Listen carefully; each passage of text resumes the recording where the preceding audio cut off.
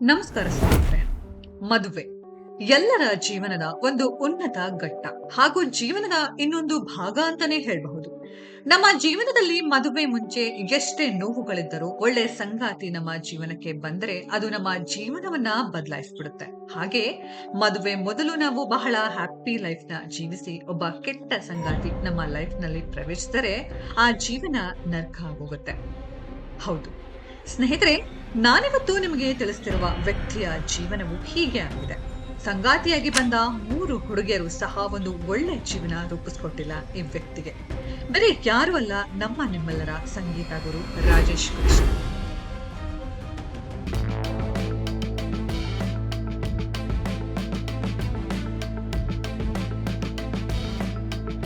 ರಾಜೇಶ್ ಕೃಷ್ಣನ್ ಇವರು ಅವರ ಅಪ್ಪ ಅಮ್ಮನ ಮುದ್ದಿನ ಮಗ ಆಗಿದ್ರು. ಯಾಕಂದ್ರೆ ಎಷ್ಟು ವರ್ಷಗಳ ಕಾಲ ಇವರ ತಾಯಿಗೆ ಮಕ್ಕಳಾಗಿರ್ಲಿಲ್ವಂತೆ. ನಂತರ ಎಲ್ಲ ದೇವ್ರತ ಕೀಲಿ ಪಡೆದಂತ ಮಗನೇ ಈ ರಾಜೇಶ್ ಕೃಷ್ಣನ್. ಜೂನ್ 3, 1973ರಲ್ಲಿ ತಮಿಳುನಾಡಿನಲ್ಲಿ ಜನಿಸ್ತಾರೆ. ಆದ್ರೆ ಅವರು ಬೆಳೆದಿದ್ದು ಹಾಗೂ ಶಾಲಾ ಕಾಲೇಜುಗಳೆಲ್ಲ ಬೆಂಗಳೂರಿನಲ್ಲಿ ಮಾಡ್ತಾರೆ. ರಾಜೇಶ್ ಕೃಷ್ಣನ್ ಅಂದರೆ ಅವರ ಅಪ್ಪ ಅಮ್ಮನಿಗೆ ತುಂಬಾ ಇಷ್ಟ. ಹಾಗೆ ಇವರು ಶಾಲೆಯಲ್ಲಿ ಎಲ್ಲರಿಗಿಂತ ತುಂಬಾ ಚೆನ್ನಾಗಿ ಓದ್ತಾ ಇದ್ರಂತೆ. ಓದು ಜೊತೆಗೆ ತುಂಬಾನೇ ಚೆನ್ನಾಗಿ ಹಾಡುಗಳನ್ನ ಸಹ ಹಾಡ್ತಿದ್ರಂತೆ. ನೋಡಿ, ಈ ಹಾಡುವಾಗಲೇ ರಾಜೇಶ್ ಕೃಷ್ಣನ್ಗೆ ಉನ್ನತ ಮಟ್ಟಕ್ಕೆ ಕರ್ಕೊಂಡು ಹೋಗುತ್ತೆ. ಇವರು ಮೊದಲು ಕಾಲೇಜ್ನಲ್ಲಿ ಹೋಗ್ತಾ ಹೋಗ್ತಾ ಆರ್ಕೆಸ್ಟ್ರಾದಲ್ಲಿ ಹಾಡೋಕೆ ಶುರು ಮಾಡ್ತಾರೆ. ಇವರು ಸುಮಾರು ಆರ್ಕೆಸ್ಟ್ರಾದಲ್ಲಿ ಹಾಡಿ ಹಾಡಿ ಒಂದು ಅದ್ಭುತ ಅವಕಾಶ ಇವರನ್ನ ಹಿಂಬಾಲಿಸಿಕೊಂಡು ಬರುತ್ತೆ. ಅದುವೇ ಗೌರಿ ಗಣೇಶ ಎಂಬ ಸಿನಿಮಾದ ಮೂಲಕ ರಾಜೇಶ್ ಕೃಷ್ಣನ್ ಅವರು ಮೊಟ್ಟ ಮೊದಲು ಹಾಡೋಕೆ ಶುರು ಮಾಡ್ತಾರೆ. ಅವತ್ತಿನಿಂದ ಇವರು ಹಿಂದೆ ತಿರುಗಿ ನೋಡ್ಲೇ ಇಲ್ಲ. ಅದೊಂದು ಅವಕಾಶ ಅವರನ್ನ ತುಂಬಾನೇ ಉನ್ನತ ಮಟ್ಟಕ್ಕೆ ಕರ್ಕೊಂಡು ಹೋಯ್ತು. ನಂತರ ಇವರು ಸುಮಾರು ಸಿನಿಮಾಗಳಲ್ಲಿ ಹಾಡೋಕೆ ಶುರು ಮಾಡ್ತಾರೆ. ಅವರು ತಮ್ಮ ಗಾಯನದ ಜೊತೆಗೆ ವೈಯಕ್ತಿಕ ಜೀವನ ಸಹ ಕಟ್ಕೋಬೇಕಲ್ಲ. ಹಾಗಾಗಿ ಮೊದಲಿಗೆ ಸೌಮ್ಯ ರಾವ್ ಅನ್ನೋರನ್ನ ನವೆಂಬರ್ 2011ರಲ್ಲಿ ಮದುವೆ ಆಗ್ತಾರೆ. ಈಕೆ ಸಹ ಉತ್ತಮ ಗಾಯಕಿಯಾಗಿದ್ರು. ರಾಜೇಶ್ ಕೃಷ್ಣನ್ ಅವರಷ್ಟು ದೊಡ್ಡ ಗಾಯಕಿ ಅಲ್ದಿದ್ರು, ಇವರಿಗೂ ಸಹ ಸಂಗೀತ ಕ್ಷೇತ್ರದಲ್ಲಿ ಒಳ್ಳೆ ಹೆಸರಿತ್ತು.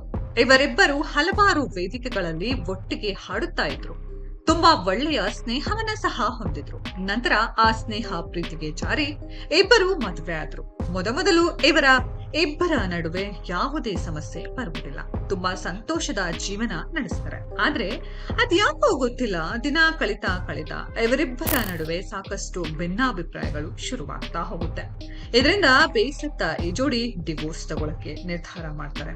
ಅಲ್ಲಿಗೆ ಇವರಿಬ್ಬರ ದಾಂಪತ್ಯ ಮುರಿದು ಬೀಳುತ್ತೆ. ರಾಜೇಶ್ ಕೃಷ್ಣನ್ ಅವರು ಸೌಮ್ಯರಿಂದ ದೂರಾದ ಬಳಿಕ ಸುಮಾರು ವರ್ಷಗಳು ಒಂಟಿ ಜೀವನ ನಡೆಸ್ತಾರೆ.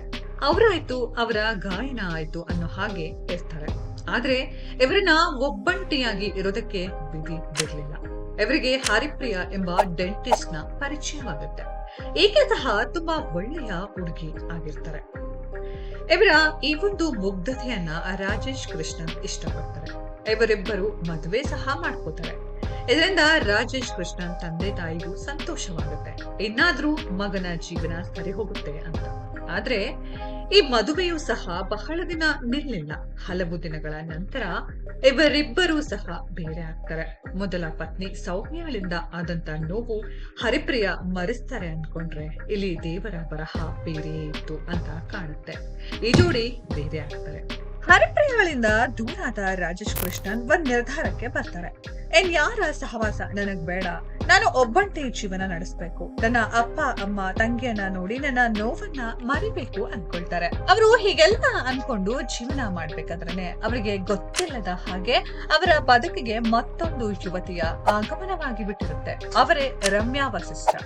ಇವರು ರಾಜೇಶ್ ಕೃಷ್ಣನ್ ಅವರಿಗೆ ಯಾವುದೋ ಒಂದು ಕಾರ್ಯಕ್ರಮದಲ್ಲಿ ಪರಿಚಯವಾಗಿರ್ತಾರೆ. ಅಗೇನ್ ಇವರು ಸಹ ಒಳ್ಳೆ ಗಾಯಕಿಯಾಗಿದ್ರು. ನೋಡಿ, ಗಾಯನವೇ ರಾಜೇಶ್ ಕೃಷ್ಣನ್ ಬದುಕಿಗೆ ಮತ್ತೊಂದು ಯುವತಿಯ ಎಂಟ್ರಿ ಮಾಡಿಸಿರುತ್ತೆ. ಹಾಗೆ ಈಕೆ ಗಾಯನ ಜೊತೆಯಲ್ಲಿ ಟಿವಿ ನಿರೂಪಕಿಯಾಗಿಯೂ ಕೆಲವು ಧಾರಾವಾಹಿಗಳಲ್ಲಿ ನಟನೆ ಸಹ ಮಾಡಿದ್ರು. ಇವರೊಟ್ಟಿಗೆ ಮತ್ತೊಮ್ಮೆ ರಾಜೇಶ್ ಕೃಷ್ಣನ್ ಅವರಿಗೆ ಪ್ರೀತಿ ಹುಟ್ಟಿರುತ್ತೆ.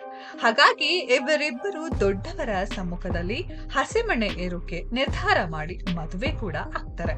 ಇನ್ನಾದ್ರೂ ಸಂತೋಷದ ಜೀವನ ನಡೆಸಬಹುದು ಅಂತ ಅನ್ಕೊಂಡ್ರೆ ಮತ್ತೆ ಅದೇ ಹಳೆ ಕತೆ ಶುರುವಾಗುತ್ತೆ. ಅದ್ಯಾಕೆ ದೇವರು ರಾಜೇಶ್ ಕೃಷ್ಣನ್ ಬಾಳಲ್ಲಿ ಎಷ್ಟೆಲ್ಲ ಆಟ ಆಡಿದ್ರೋ ಗೊತ್ತಿಲ್ಲ. ಇವರಿಬ್ಬರು ಮದುವೆ ಆಗಿ ಹೆಚ್ಚು ದಿನಗಳು ಒಟ್ಟಿಗೆ ಇರಲಿಲ್ಲ. ಕೆಲವೇ ದಿನಗಳಲ್ಲಿ ಇವರಿಬ್ಬರ ನಡುವೆ ಬಿರುಕು ಮೂಡಿತ್ತು. ರಾಜೇಶ್ ಕೃಷ್ಣನ್ ಅವರ ಮೂರನೇ ಪತ್ನಿಯಾದಂತ ರಮ್ಯಾ ವಸಿಷ್ಠ ಅವರು ಪತಿಯ ವಿರುದ್ಧ ಆರೋಪವನ್ನ ಮಾಡ್ತಾರೆ. ತನಗೆ ವಿಚ್ಛೇದನ ಬೇಕು ಎಂದು ಕೋರ್ಟ್ನಲ್ಲಿ ಸಹ ಅರ್ಜಿ ಹಾಕ್ತಾರೆ. ಕೋರ್ಟ್ ವಿಚ್ಛೇದನಕ್ಕೆ ಸೂಕ್ತ ಕಾರಣ ಬೇಕು ಎಂದಾಗ ಪತ್ನಿ ರಮ್ಯಾ ರಾಜೇಶ್ ಕೃಷ್ಣನ್ ವಿರುದ್ಧ ತುಂಬಾ ಆರೋಪಗಳನ್ನ ಮಾಡ್ತಾರೆ. ಹಾಗೆ ಇವರಿಗೆ ಪುರುಷತ್ವವೇ ಇಲ್ಲ ಎಂಬ ದೊಡ್ಡ ಆರೋಪ ಮಾಡ್ತಾರೆ. ಈ ವಿಚಾರ ಎಲ್ಲರನ್ನ ಬೆಚ್ಚಿ ಬೀಳಿಸುವಂತೆ ಆಗುತ್ತೆ. ಕೊನೆಗೆ ಇವರಿಬ್ಬರಿಗೂ ವಿಚ್ಛೇದನ ಸಿಕ್ಕಿ ಇಬ್ಬರು ಬೇರೆ ಬೇರೆ ಆಗ್ತಾರೆ. ಇದರ ಬಗ್ಗೆ ನಿಮ್ಗೆಲ್ಲ ಏನ್ ಅನ್ಸುತ್ತೆ? ರಾಜೇಶ್ ಕೃಷ್ಣನ್ ಅವರ ಮೇಲೆ ಬಂದ ಆರೋಪದ ಬಗ್ಗೆ ನಿಮ್ಮ ಅಭಿಪ್ರಾಯವೇನು? ಇವರ ಈ ನೋವಿನ ಜೀವನ ಕಂಡು ನಿಮ್ಗೆಲ್ಲ ಎಷ್ಟು ನೋವಾಯ್ತು ಅನ್ನೋದ್ರ ಬಗ್ಗೆ ಕಾಮೆಂಟ್ ಬಾಕ್ಸ್ ಅಲ್ಲಿ ಕಮೆಂಟ್ ಮಾಡಿ ತಿಳಿಸಿ. ಈ ವಿಡಿಯೋ ಇಷ್ಟ ಆಗಿದ್ರೆ ಲೈಕ್ ಮಾಡಿ, ವಿಡಿಯೋನ ಶೇರ್ ಮಾಡಿ, ಚಾನೆಲ್ ನ ಸಬ್ಸ್ಕ್ರೈಬ್ ಮಾಡಿ, ಬೆಲ್ ಐಕಾನ್ ನ ಕ್ಲಿಕ್ ಮಾಡೋದನ್ನ ಮರಿಬೇಡಿ. ಮುಂದೆ ಇನ್ನೊಂದು ಇಂಟ್ರೆಸ್ಟಿಂಗ್ ವಿಡಿಯೋ ಜೊತೆ ಭೇಟಿ ಆಗ್ತೀನಿ. ಅಲ್ಲಿವರೆಗೂ ಸ್ಟೇ ಟ್ಯೂನ್. ಕಾವ್ಯ ಧ್ವನಿ. ಧನ್ಯವಾದಗಳು.